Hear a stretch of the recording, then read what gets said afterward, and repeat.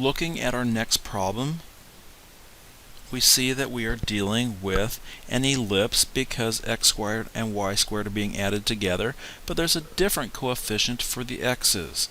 So we have an ellipse. We need to complete the square with them, so we're going to group the x's and y's separately. 2x squared plus 8x, leave a blank to complete the square, plus y squared minus 6y, leave another blank, is equal to -1. I want to factor out the 2 from that first grouping, leaving x squared plus 4x inside the parentheses, and I will bring the rest of the equation down to the next line. We now need to cut in half and square to complete the square. So the 4 is going to cut in half to a 2 and square to an 8, which goes up in the blank on the line above. Sorry, that squares to a 4. It becomes an 8 because there's a 2 out front distributing to it, so we're going to add an 8 to the right. Sorry for that little mess. And then the minus 6 is going to cut in half to a -3, square to a 9. We've added 9 to the left, so we will add 9 to the right. We now have 2 times x plus 2 quantity squared plus y minus 3 quantity squared is equal to 16. We don't want this equal to 16, we want it equal to 1, so we will divide through by 16 on each side of the equation, and then get the standard form written as x plus 2 quantity squared over 8 plus y minus 3 quantity squared over 16 is equal to 1.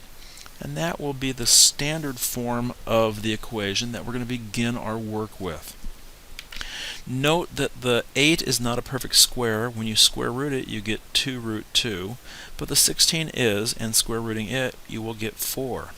Because 16 is larger than 8, and 16 is in the y fraction, that tells us that this is going to be elongated vertically, being taller than it is wide when we go to graph it. The center can be found by changing the signs of the numbers inside these parentheses, and that will give us -2, comma, +3. And we've already said that the orientation will be stretched vertically, so we're going to be going up and down to get to the foci and up and down to get to the vertices.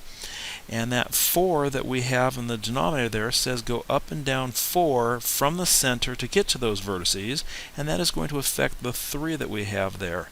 Adding 4, we get -2, comma 7, and subtracting 4, we have -2, comma -1 for the vertices. Now to find the foci, I need to calculate c, and we know c squared is going to be the difference of the denominators. When there's a plus sign in the middle of the ellipse, we're going to subtract denominators. When this is a hyperbola with a minus sign in the middle, we're going to do the opposite and add the two denominators. So we're going to have 16 minus 8 equals the c squared.